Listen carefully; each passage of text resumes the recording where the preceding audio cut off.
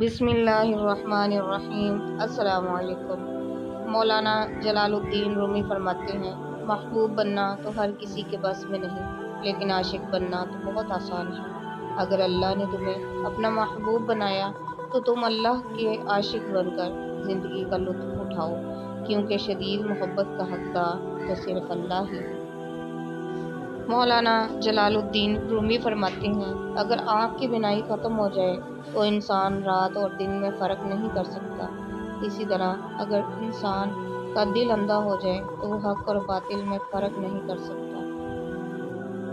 مولانا جلال الدین رومی فرماتے ہیں، اپنے دل پر لگے زخموں کو نظر انداز مت کرو، بلکہ ان کو محسوس کرو، کیونکہ یہ وہی جگہ ہے جہاں سے روشنی تمہارے اندر داخل ہوتی ہے۔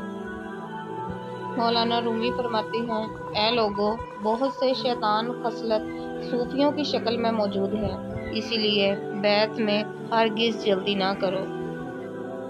اس دنیا میں کوئی خزانہ سانپ کے بغیر، کوئی پھول کانٹے کے بغیر اور کوئی خوشی غم کے بغیر نہیں ہوتی۔